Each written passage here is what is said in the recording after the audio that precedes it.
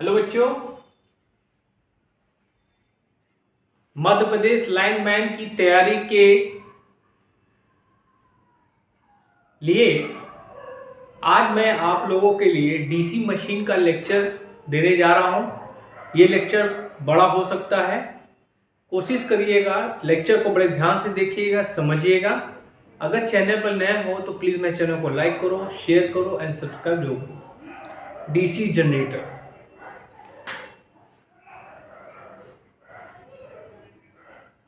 DC generator,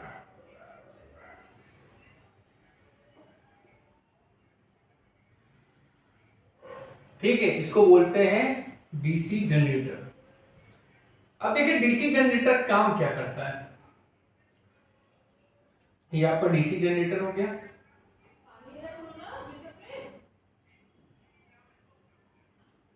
DC generator,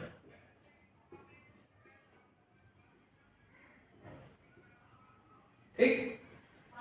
DC generator क्या करता है, मैकेनिकल एनर्जी को, इसको मैकेनिकल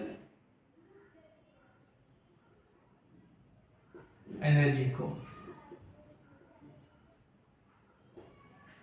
किसमें बदलता है,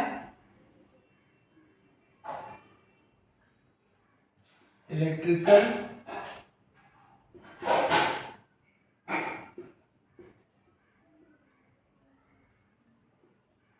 मतलब जो आपकी यांत्रिक ऊर्जा है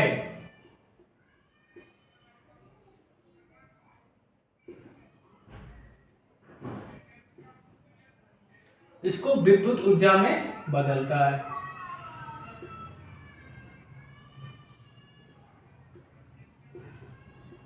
विद्युत ऊर्जा में क्या करता है, बदलता है, ठीक। ये क्या करता है, फैराडे के इलेक्ट्रोमैग्नेटिक इंडक्शन पे काम करता है। इलेक्ट्रोमैग्नेटिक इंडक्शन पे कार्य करता है।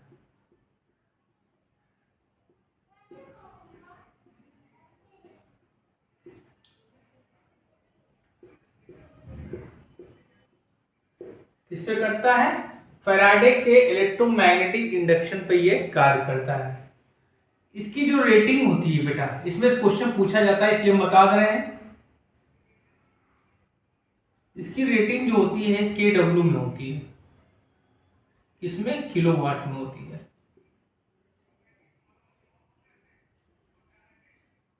ठीक है। ये होता है आपका डीसी जनरेटर। अगर हम डीसी जनरेटर की बात करें तो इसके कई पार्ट्स होते हैं।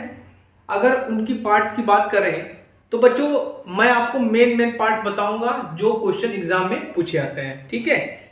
ये आप लोगों के लिए मैं संजीवनी बूटी सीरीज के लिए लेक्चर बना रहा हूं, ठीक है। ये आपको 7 दिन में 100 में 100 मार्क्स दिलाएंगे, ठीक है। तो इनको जरूर देखिएगा।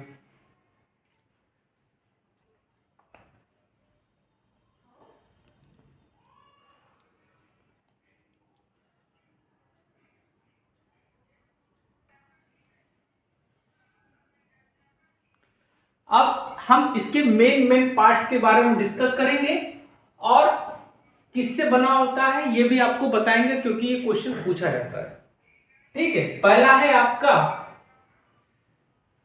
Stator frame.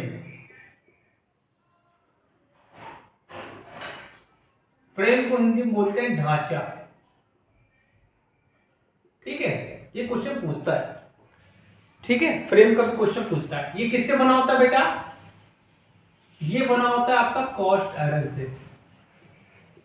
किससे बना होता है, कॉस्ट आयरन से। किसके लिए, छोटी मशीनों, छोटी मशीन जो होंगी उनमें हम लोग फ्रेम जो है कॉस्ट आयरन का बनाते हैं। एक यूज होता है आपका कास्ट स्टील,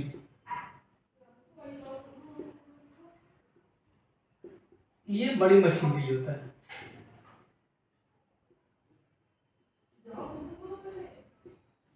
कुछ बुकों में आपको रोल्ड स्टील भी मिलेगा, रोल्ड स्टील। ठीक, अगर हम इसके कार्य की बात करें, इसका कार्य क्या होता है बेटा, इसका कार्य क्या होता है, फ्लक्स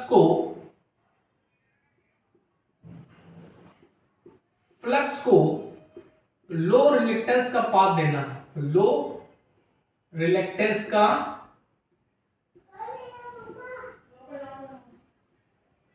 पथ देना, ये काम होता है स्टेटर का। स्टेटर आप लोग ने देखा होगा, सॉरी फ्रेम आपने देखा होगा। ठीक, जो बारीक ढांचा होता है उसको हम क्या बोलते हैं, फ्रेम बोलते हैं। दूसरा क्या काम है, सभी भागों को धारण करता है, सभी भागों को धारण करना।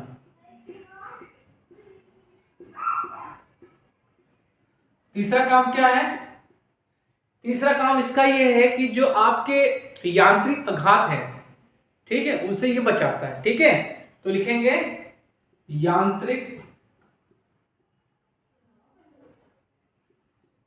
आघातों से बचाता है।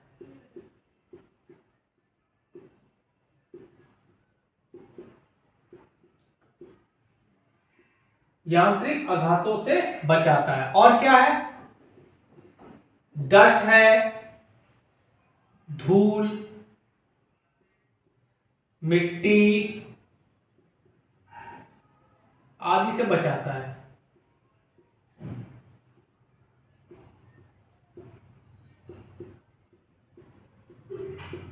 ये काम होता है फ्रेम का, नोट कर लीजिए।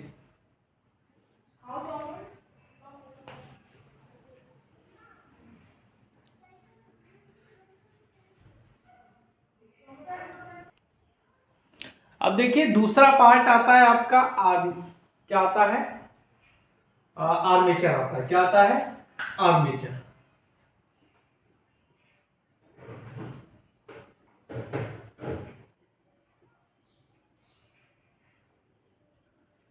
आर्मेचर क्या है, डीसी मशीन का घूमने वाला भाग है। क्या है, रोटेटिंग पार्ट है।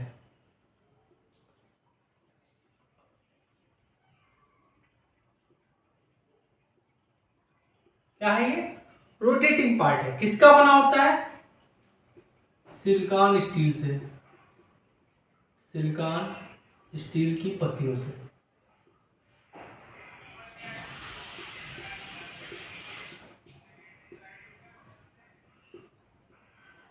ठीक, सिलिकॉन स्टील में क्या होता है, स्टील आपका 93%,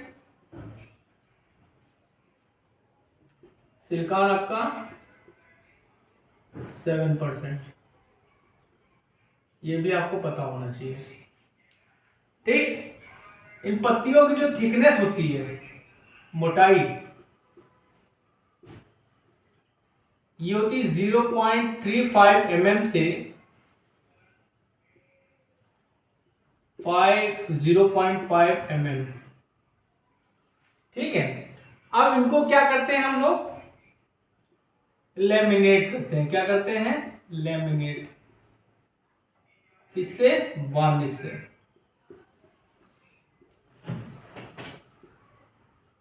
ठीक, लैमिनेट क्यों करते हैं, भंवर धारा को कम करने के लिए, भंवर धारा हानि को कम करने के लिए।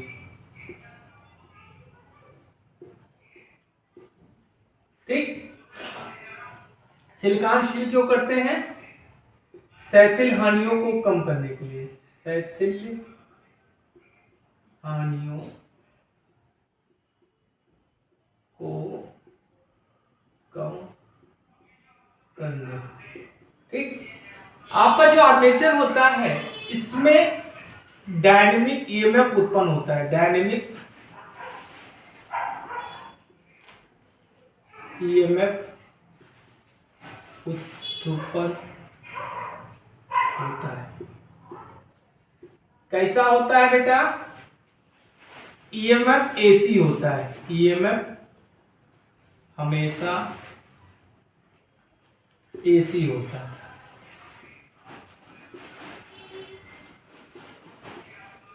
आर्मेचर में क्या होते हैं? स्लॉट्स कटे होते हैं। क्या होते हैं?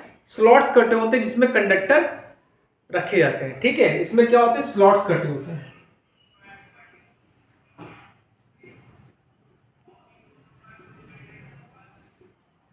जिसमें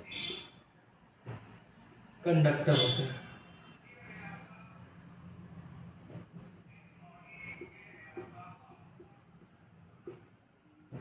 ठीक है, नोट कर लीजिए।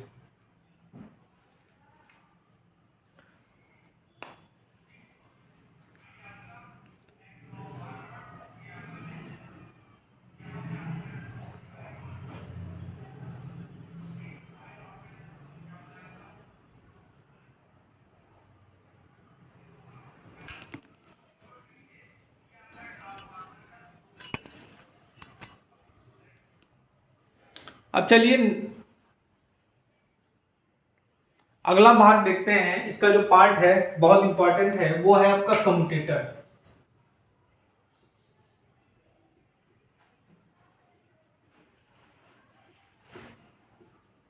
कम्यूटेटर को बोलते हैं दिक् परिवर्तक।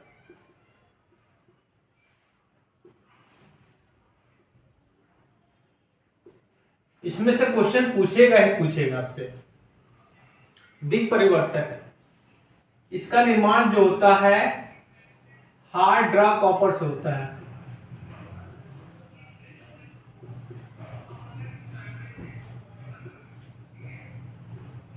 ठीक है, हिंदी में बोलते हैं कठोर कर्षित तांबा। ठीक, इसको क्या बोलते हैं? Mechanical rectifier. क्या बोलते हैं? Mechanical rectifier. क्या बोलते हैं? Mechanical rectifier. ठीक, ये क्या करता है? एसी को डीसी में बदलता है। किसके केस में? डीसी जनरेटर के केस में।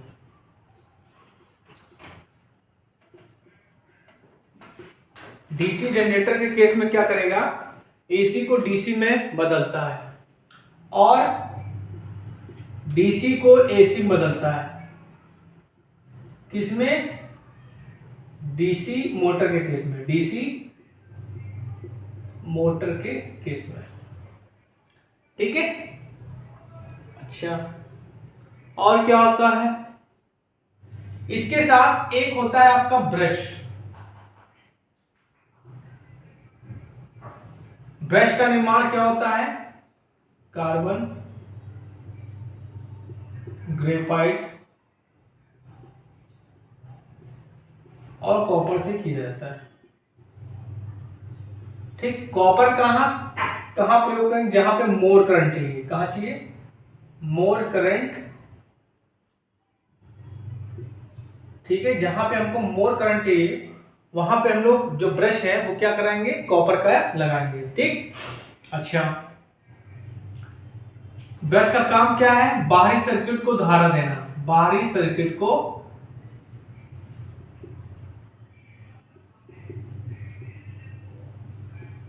धारा देना। बाहरी सर्किट को धारा देने का काम कौन करता है? ब्रश करता है। उसके बाद आता है आपका पोल शू।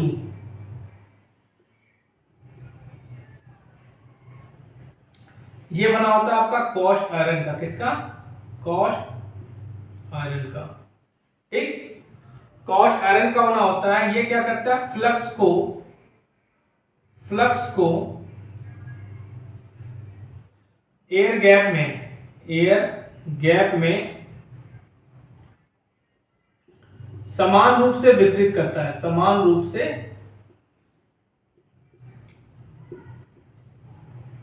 वितरित करता है। ठीक, ओके, नोट कर लीजिए।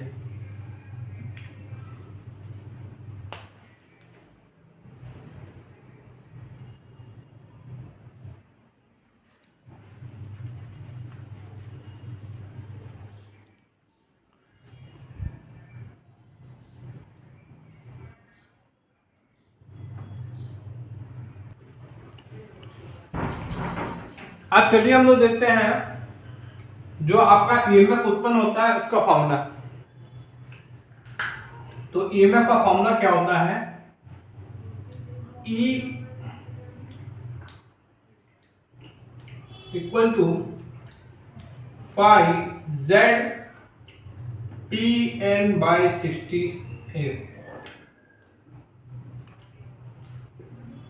ये आपका आर्मेचर में ईएमएफ उत्पन्न होता है, ठीक है। ओके, क्या करता है, जो आर्मेचर घूमता है तो मैग्नेटिक फ्लक्स को काटता है, जिसके कारण क्या होगा, एक ईएमएफ उत्पन्न होता है। इसमें कौन क्या है, ये क्या है आपका समांतर पथों की संख्या, समांतर पथों की संख्या।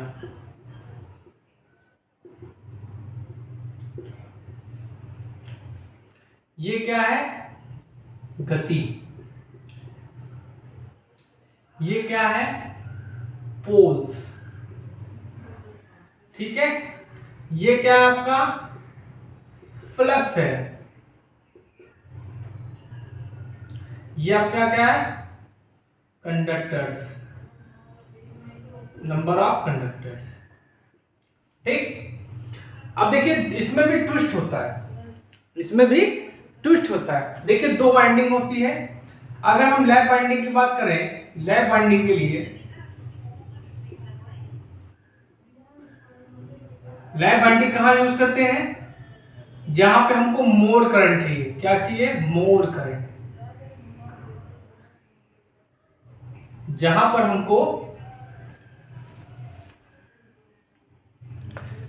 हमको मोर करंट चाहिए, वहां पर हम लोग लैप वाइंडिंग का प्रयोग करते हैं।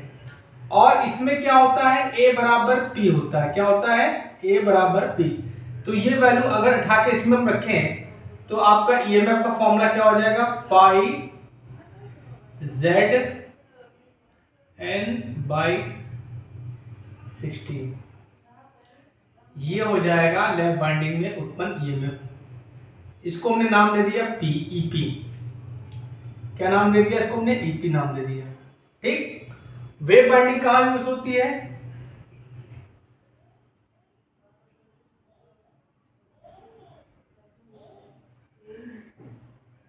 वेव बाइंडिंग में समांतर पथ आपके दो होते हैं, और कहां यूज करेंगे, जहां पे मोर वोल्टेज चाहिए। तो वेव बाइंडिंग हम कहां यूज करेंगे, जहां पे हम लोग को जनरेटर वोल्टेज ज्यादा चाहिए, ठीक। तो यहां पे जो इसका जो ईएमएफ है उसको हमने EW कह दिया। ये होता है 5Z PN बाई 120,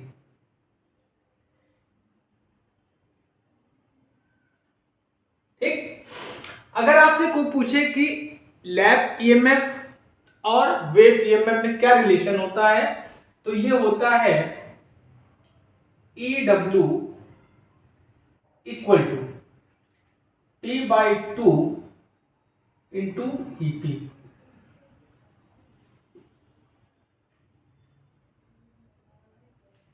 और अगर हम रेजिस्टेंस की बात करें तो RW इक्वल टू होगा वेव बाइंडिंग का resistance equal to P by 2 का स्क्वायर इंटू RP।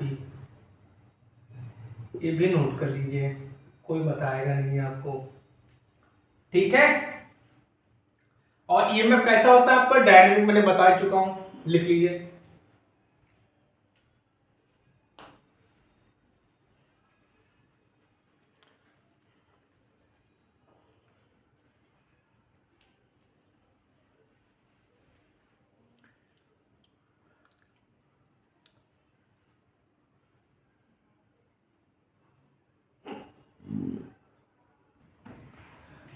अब देखिए हम लोग जनरेटर के प्रकार के बारे में बात करेंगे। देखिए डीसी जनरेटर मेनली दो प्रकार के होते हैं।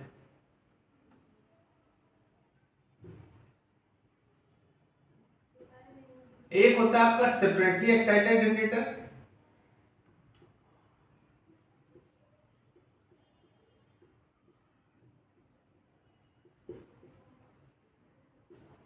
Separately excited DC generator.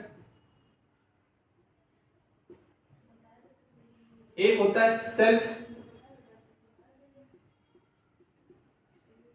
Excited DC generator. Self excited होता है डीसी जनरेटर और सेपरेटली एक्साइटेड डीसी जनरेटर होता है।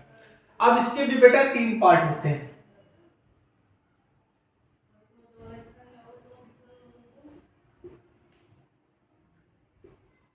एक होता है शंट, एक होता है सीरीज और एक होता है कंपाउंड। ठीक है। सेल्फ एक्साइटेड में क्या होता है, रेजिडुअल मैग्नेटिज्म का गुण पाया जाता है।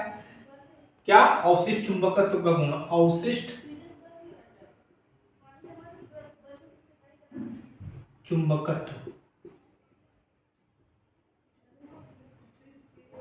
का गुण। मतलब इसमें मतलब थोड़ा सा चुंबक का गुण होता है, जिसके कारण इसकी फील्ड को थोड़ा सा भी एक्साइटेड करने पर एक्साइट हो जाती है। ठीक है। अब कंपाउंड के भी दो होते हैं, शॉर्ट शंट, इसके भी दो पार्ट हो गए।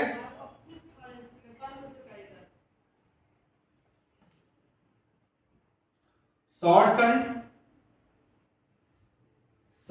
Shunt compound generator,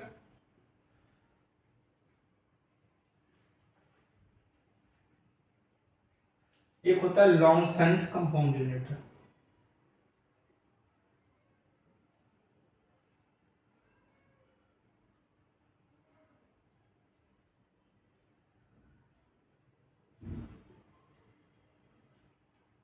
long shunt, short shunt. ठीक। अब इसके भी लॉन्ग शंट, इनके भी दो एक एक होते हैं।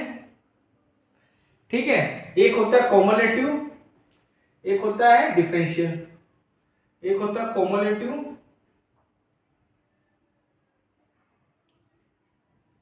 एक होता है आपका differential.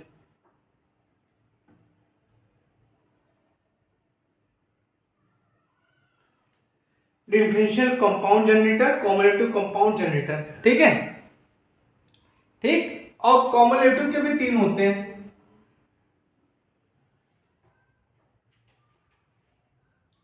Under compound,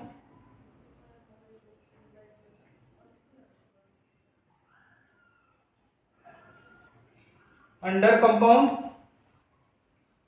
level compound,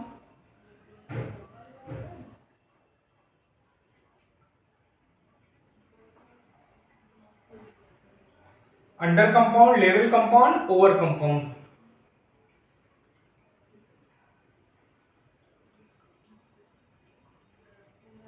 note कर लो।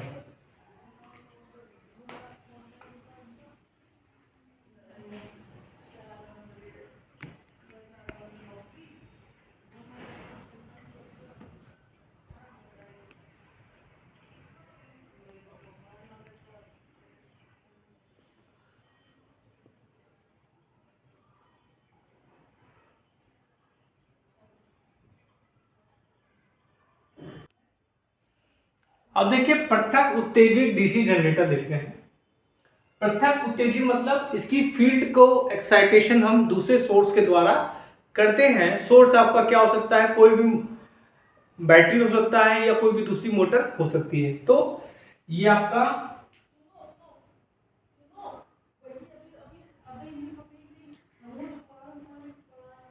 ये फील्ड वाइंडिंग हो गई। ठीक। इसका एक्साइटेशन हमने दूसरे सोर्स के द्वारा किया गया। ठीक। और ये आपका क्या हो गया, आर्मेचर हो गया।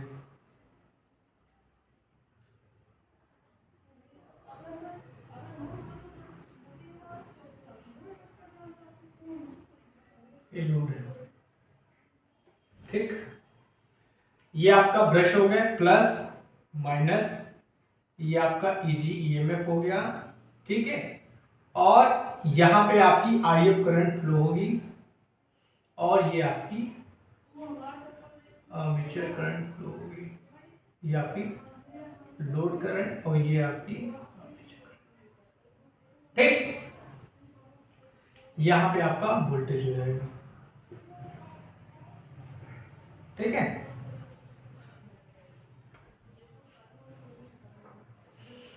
अच्छा इसमें क्या होगा, V F equal to I F, ये आपका आर एफ हो जाएगा, आई एफ आर एफ।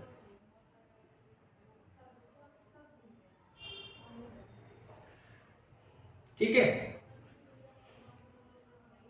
इस जनरेटर का प्रयोग बच्चों अब ना के बराबर होता है, क्योंकि इसमें क्या होता है, फील्ड को एक्साइटेशन क्या करें, दूसरे सोर्स के द्वारा करें, उसके लिए खर्चा बढ़ जाएगा। ठीक है, ये पुराने समय में ज्यादा इसका प्रयोग होता था। अगर इसका हम कैरेक्टरिस्टिक देखें तो कैरेक्टरिस्टिक समझ लीजिए पहले कितनी होती है, ये होता है no load voltage, no load voltage, ये होती है आपकी फील्ड करंट,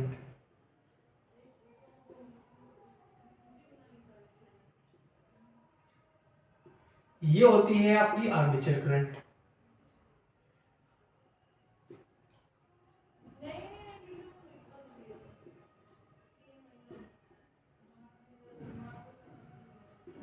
ये हो जाएगा आपका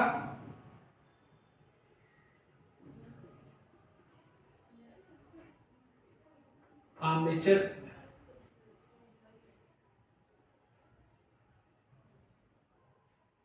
ईएमएफ। ठीक है, ये हो जाएगा आपका लोड करंट,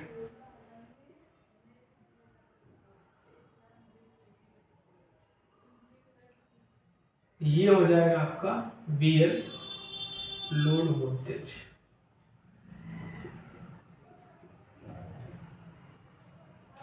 अब देखिए तीन कैरेक्टरिस्टिक होती बच्चों, एक होती है आपकी मैग्नेटाइजिंग कैरेक्टरिस्टिक, इसको बोलते हैं नो लोड कैरेक्टरिस्टिक। तो ये किसके किसके बीच में होती है, ये होती है आपके इनके बीच में, इसको बोलते हैं मैग्नेटाइजिंग कैरेक्टरिस्टिक, इसको लोग नो लोड कैरेक्टरिस्टिक भी बोलते हैं। इसको बोलते हैं, इन दोनों के बीच बोलते हैं इंटरनल कैरेक्टरिस्टिक, इंटरनल कैरेक्टरिस्टिक, और ये कहलाती है आपकी एक्सटर्नल कैरेक्टरिस्टिक।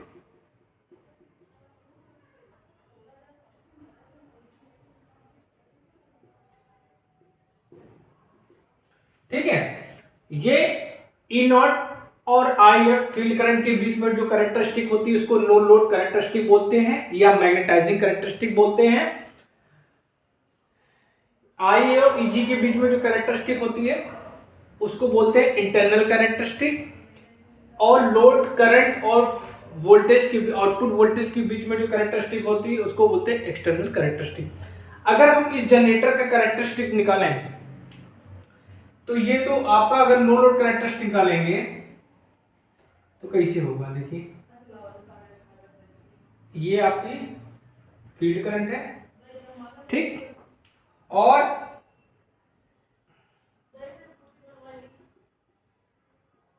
ये जो वोल्टेज है ये कहलाएगा आपका ई नॉट वोल्टेज।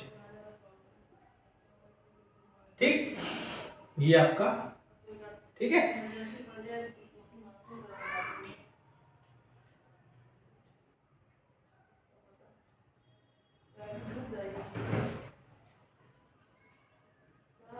उसके बाद ये जो होगा ये हो गया आपका क्या, मैग्नेटाइजिंग कैरेक्टरिस्टिक। अब अगर हम इसका देखें इंटरनल और एक्सटर्नल कैरेक्टरिस्टिक, ठीक, तो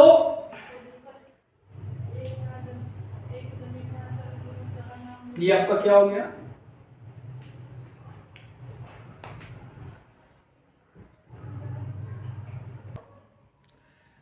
अब देखिए ये देखिए मैंने आपको क्या बताया कि इंटरनल कैरेक्टरिस्टिक एक्सटर्नल कैरेक्टरिस्टिक किसके बीच में होती है। ये जो होगा आपका ये नो लोड वोल्टेज होगा। ठीक, उसके बाद ये जो होगा, ये जो ईएमएफ है ये रिप्रेजेंट करेगा आपका इंटरनल कैरेक्टरिस्टिक। ठीक है, ये इंटरनल कैरेक्टरिस्टिक रिप्रेजेंट करेगा और ये जो है आपका एक्सटर्नल कैरेक्टरिस्टिक रिप्रेजेंट करेगा। ये आपकी लोड, ये आपकी आर्मेचर करंट हो गई, ये आपकी लोड करंट हो गई, और ये आपका वोल्टेज हो गया और ये आपका ईएमएफ हो गया। नोट कर लीजिए इसको। ठीक है,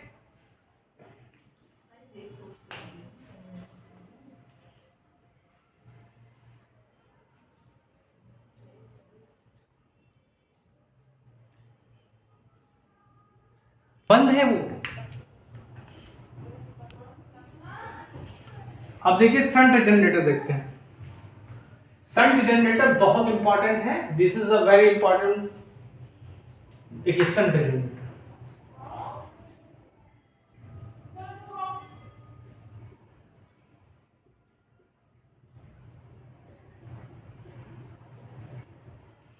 शंट मतलब क्या हुआ कि जब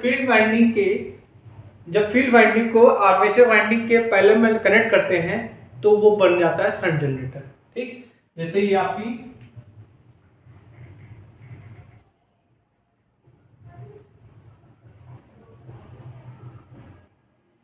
ठीक, और इसी के सीरीज पैरेलल में हमने कनेक्ट कर दिया। एक तो यार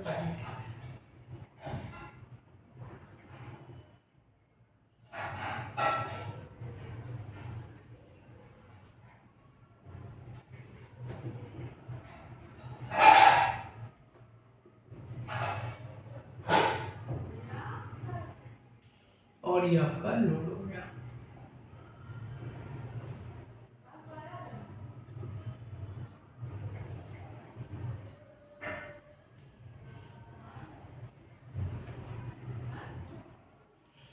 ठीक है, ये आपका ब्रश हो गया प्लस माइनस, ये आपका ईएमएफ हो गया Eg, ये आपका रेजिस्टेंस हो गया। इसकी वैल्यू लगभग हम लोग 1 ओम रखते हैं, ये भी क्वेश्चन पूछा गया है। ठीक है, ये आपका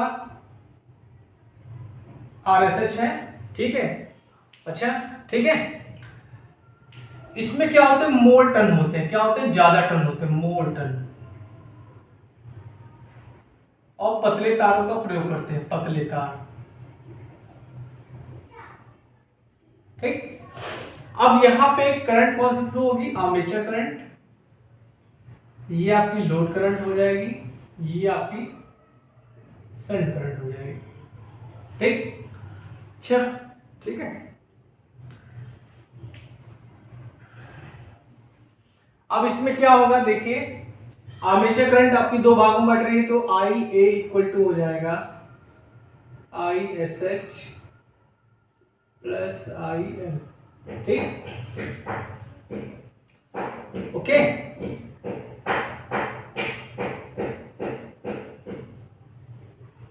ठीक,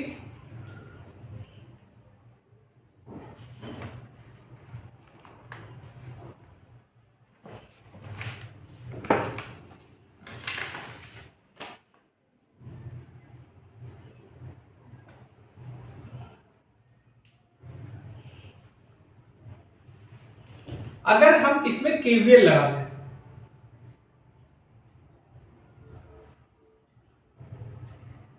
ठीक, तो क्या होगा, ये प्लस हो गया, ये माइनस हो गया। केवीएल लगाते हैं तो क्या होगा, करंट देखिए किससे इंटर कर रही है, माइनस इंटर कर रही है। इंटर किससे कर रही है, माइनस से कर रही है।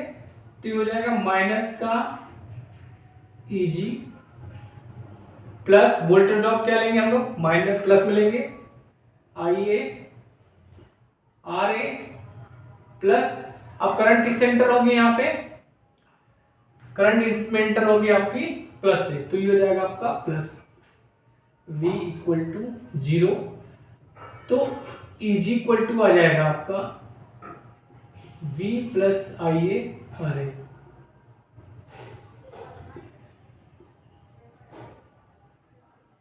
ठीक है, इसमें जो ईएमएफ का इक्वेशन आ जाएगा Eg equal to V plus IA R हो जाएगा। ठीक, अच्छा समझ में आया बच्चों। अच्छा, और ये जो जनरेटर होता है इसका वोल्टेज रेगुलेशन अच्छा होता है, वोल्टेज रेगुलेशन क्या होता है, बेस्ट होता है। वोल्टेज रेगुलेशन क्या होता है, V R percent equal to V naught minus V upon V into 100।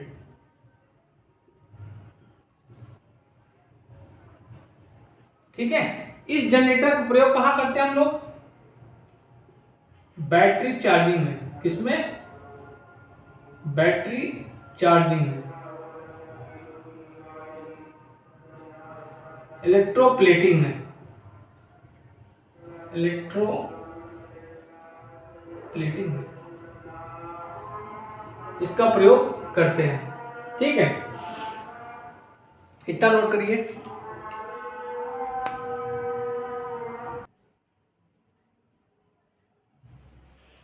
अब देखिए कैरेक्टरिस्टिक देख लेते हैं इसका, सन जनरेटर का।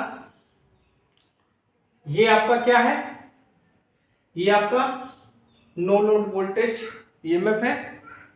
ये जो आपको कर्व दिख रहा है, ये आपका क्या है, ये आपका इंटरनल कैरेक्टरिस्टिक है। ये जो है आपका कैरेक्टरिस्टिक नेम कर दें, ये आपका ए जो है ये इंटरनल कैरेक्टरिस्टिक है, और ये जो है आपका बी, ये आपका एक्सटर्नल कैरेक्टरिस्टिक है। इसको यहाँ डॉटेड हम लोग मिला देते हैं।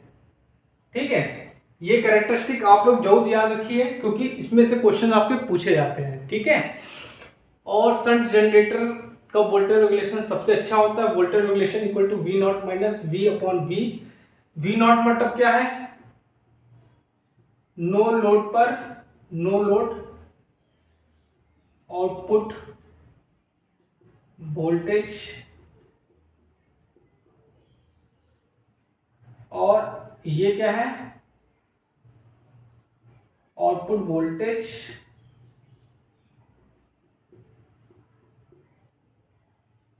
On load.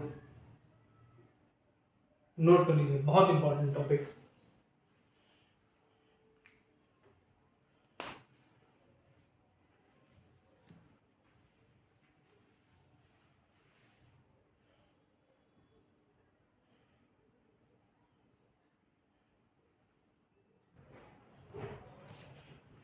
अब चलिए हम लोग सीरीज डीसी सीरीज जनरेटर देखते हैं। सीरीज जनरेटर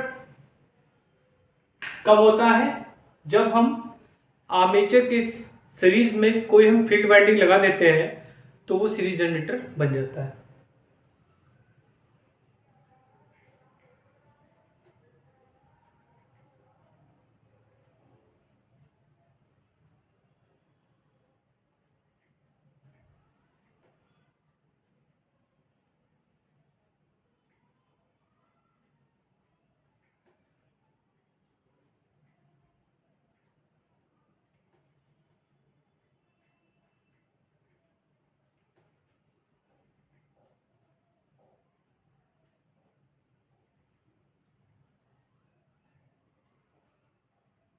ये आपका प्लस हो गया, माइनस हो गया, ये आपका ईएमएफ हो गया, ये आपका रेजिस्टेंस हो गया, इसका रेजिस्टेंस आर एस सी हो गया, ये आपकी आर्मेचर करंट हुई, ये आपकी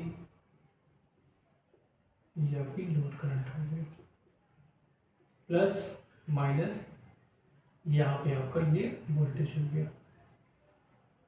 ठीक है, अब देखिए डीसी सीरीज जनरेटर का प्रयोग हम लोग डीसी ट्रांसमिशन लाइन में बूस्टर की तरह करते हैं। ट्रांसमिशन लाइन में बूस्टर की तरह करते हैं, बूस्टर की तरह करते हैं। ठीक है, अब इसमें देखिए ये जो आर्मेचर करंट है, यही करंट इसमें फ्लो हो रही है, यही करंट इसमें फ्लो हो रही है। तो क्या कहेंगे कि I A equal to I S E equal to I L equal to I. ठीक है, ये हो गया। अच्छा, अगर इसमें हम केवीएल लगा दें, ठीक है, इसमें केवीएल लगा दें तो क्या हो जाएगा, माइनस का Eg plus Ia RA plus ISE RSE plus V equal to 0। तो अगर हम E की वैल्यू निकालेंगे Eg की, तो ये हो जाएगी V plus IA RA plus ISE RSE, ये आपका EMF का समीकरण हो गया। ठीक है। अच्छा, ये जो जनरेटर होता है इसका वोल्टेज रेगुलेशन सबसे खराब होता है, वोल्टेज रेगुलेशन सबसे खराब होता है।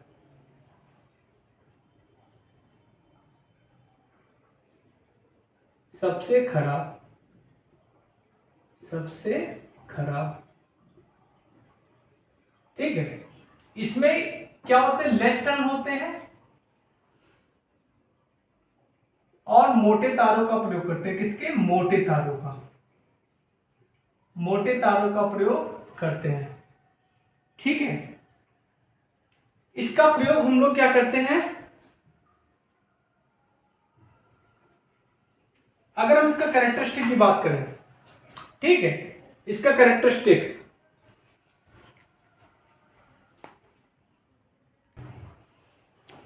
चलिए हम लोग सीरीज जनरेटर कैरेक्टरिस्टिक की बात करें तो सीरीज जनरेटर में क्या होता है, आर्मेचर करंट, फील्ड करंट और लोड करंट क्या होती, सेम होती है। ये कैरेक्टरिस्टिक आपका कहलाएगा open circuit characteristic, open circuit characteristic.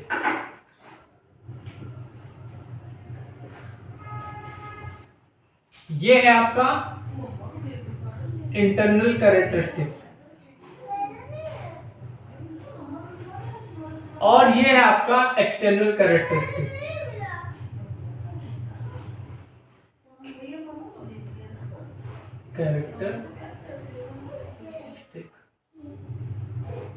ठीक है, ओके, इसको नोट कर लीजिए।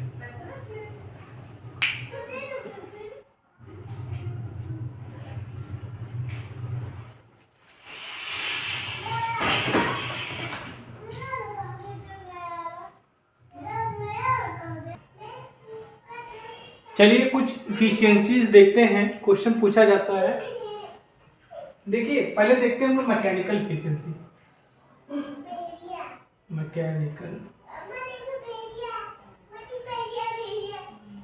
इफिशियंसी।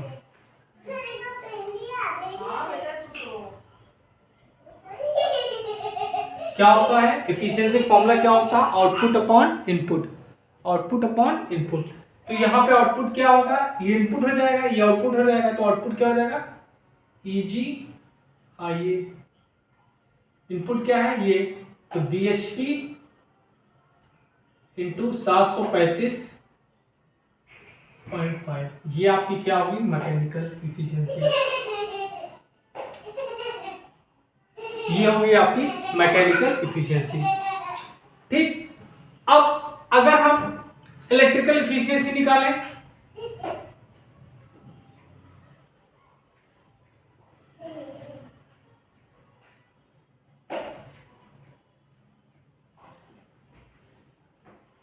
तो इलेक्ट्रिकल क्या हो जाएगी, इनपुट हो जाएगी, आउटपुट हो जाएगी, तो क्या हो जाएगी, VIL अपॉन EG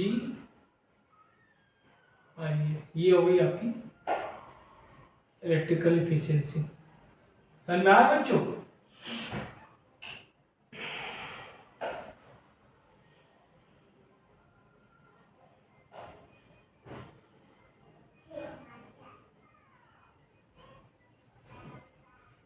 ठीक है।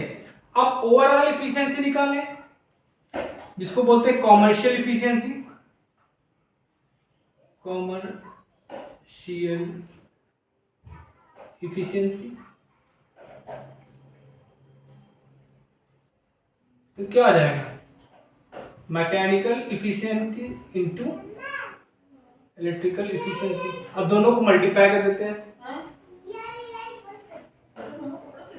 तो Eg IA upon BHP into 735.5 into ये VL IL upon Eg IA। ये कैंसिल हो गया, तो ओवरऑल एफिशिएंसी क्या हो जाएगी, ये आ जाएगी आपकी VIL अपॉन BHP टू 735.5। ठीक है, नोट कर लीजिए। बहुत सिंपल मेथड में हमने एफिशिएंसी आप लोगों को बताई है, नोट कर लीजिए।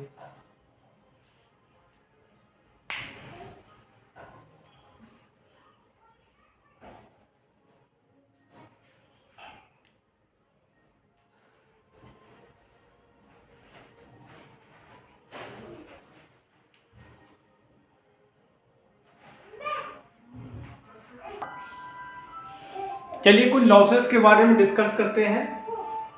पहला होता है एडीकरण लॉसेस। इसका फॉर्मूला होता है W equal to KE B max square F square T square B।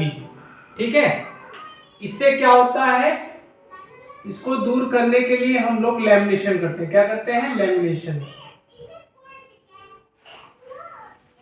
इसको दूर करने के लिए हम लोग लैमिनेशन करते हैं। अगली है हिस्टोलिसिस लॉसेस। इसका फॉर्मूला क्या है, WH equal to KH B max की पावर 1.6 FV। इसको दूर करने के लिए सिलिकॉन स्टील का प्रयोग करते हैं।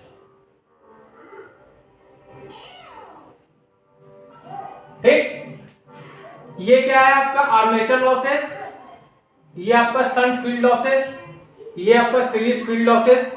ठीक है, ये जो लॉसेस होती हैं ये क्या होती हैं, कॉपर लॉसेस होती हैं। क्या होती हैं, कॉपर लॉसेस। किस पे डिपेंड करती है, लोड पे। Depends on load, depends on load. ठीक, ये लॉसेस जो होती है ये होती है फिक्स होती है। ठीक, ओके। स्टील लॉसेस जो होती हैं, आयरन लॉसेस और मैकेनिकल लॉसेस का क्या होती हैं, सम होती है। मैकेनिकल लॉसेस क्या होती हैं, जो आपकी फ्रिक्शन लॉसेस होती हैं उनको हम लोग मैकेनिकल लॉसेस बोलते हैं। ठीक है, और ये मोस्टली क्या होती है, कांस्टेंट होती हैं। ठीक है,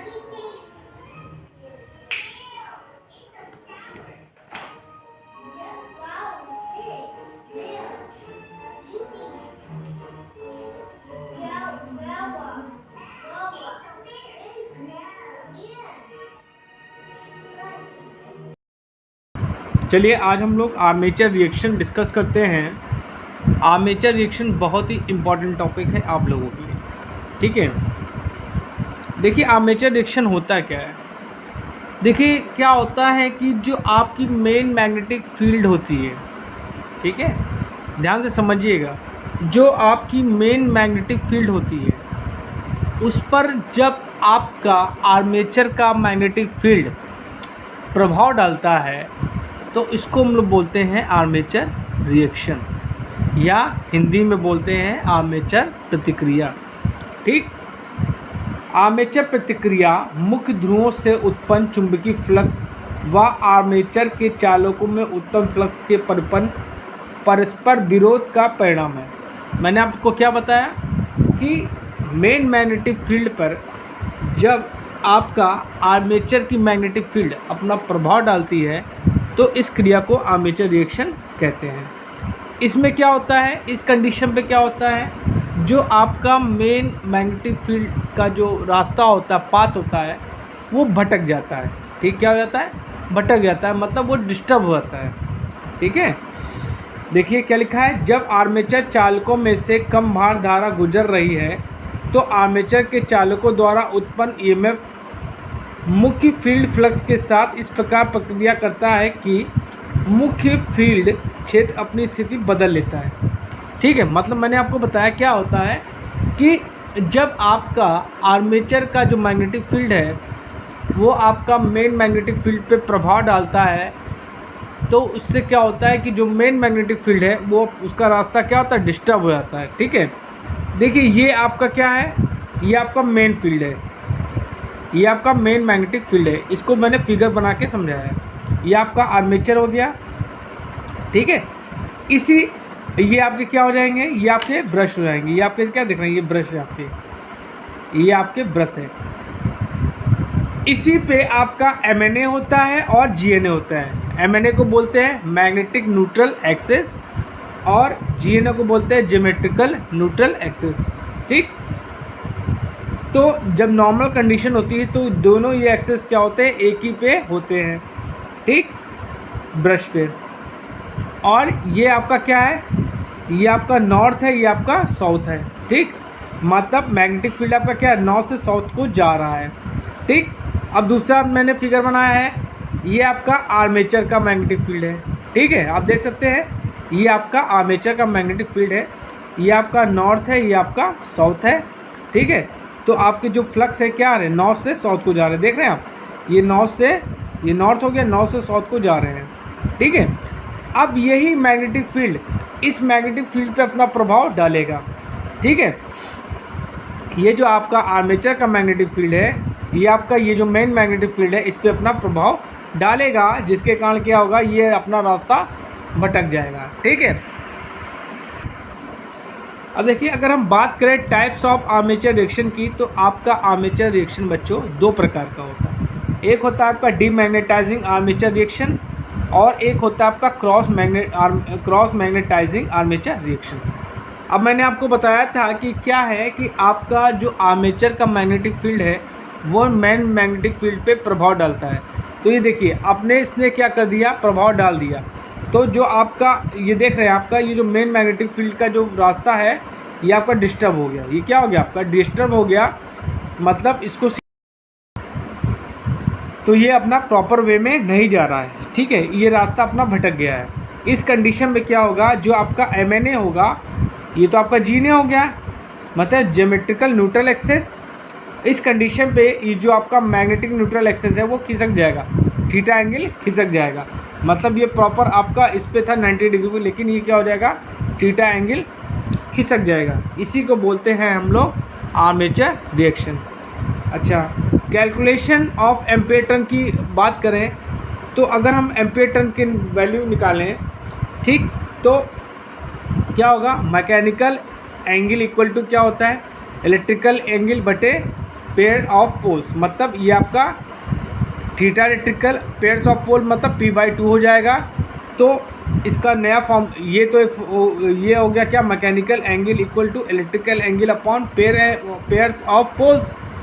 तो इसको ऐसे लिख सकते हैं, theta E equal to theta E upon P/2।